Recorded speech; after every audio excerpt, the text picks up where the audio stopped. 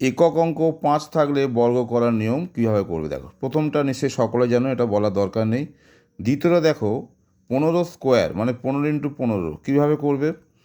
দুটোই দেখো 5 5 25 করলে, এবার দুটোই এক আছে, যে কোনো একটার সঙ্গে এক যোগ করে অন্যটাতে গুণ করো। তাহলে দেখো আমি এখানে এর সঙ্গে এক যোগ করেছি, করে 1 দিয়ে গুণ করেছি, তার মানে এই যে ফল, এটা করলে কত হবে 2, আর 25-এর জন্য আমি 25 বসে দেবো, তার মানে 225।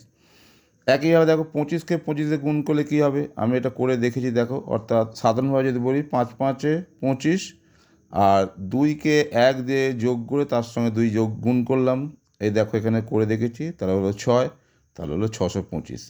পরেরটা দেখো কীভাবে করেছি, তাহলে 115 স্কোয়ার মানে 115-কে 115 দিয়ে গুণ, তাহলে 5 5-এ 25 করলাম, 11, দুটোই 11 আছে, যে কোনো একটার সঙ্গে এক যোগ করলাম, মানে ধরো এর সঙ্গে যোগ করি, তাহলে 11 একে 12 হলো, অন্যটা দিয়ে গুণ করলাম মানে 11 দিয়ে গুণ করি, তাহলে এটা গুণফল কত হলো না 132, তাহলে টোটাল হয়ে গেল 132 2 5 13,225।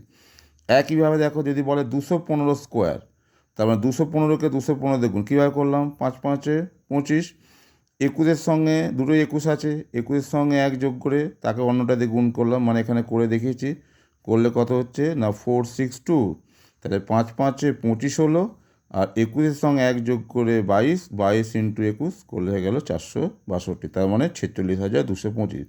তাহলে এই নিয়মটা তাহলে ফলো করে তোমরা যে কোনো সংখ্যার একক অঙ্ক যদি 5 থাকে সহজেই বড় করতে হবে। তাহলে নিয়মটা কি দাঁড়ালো না, এই যে দুটোই 5 আছে, 5 5-এ 25 করলে যে দুটো সংখ্যা থাকবে একই সংখ্যা, ধর এখানে 21 এখানেও 21, তাহলে যে কোনো একটার সঙ্গে এক যোগ করে অন্যটাতে গুণ করো, মানে 21-এর সঙ্গে আমি এক যোগ করেছি, করে 21 দিয়ে গুণ করেছি 462, তাহলে এটাই হয়ে যাচ্ছে সহজে বর্গ করার নিয়ম যার একক অঙ্ক 5 থাকবে। তাহলে আশা করি এটা তোমরা বুঝতে পারলে।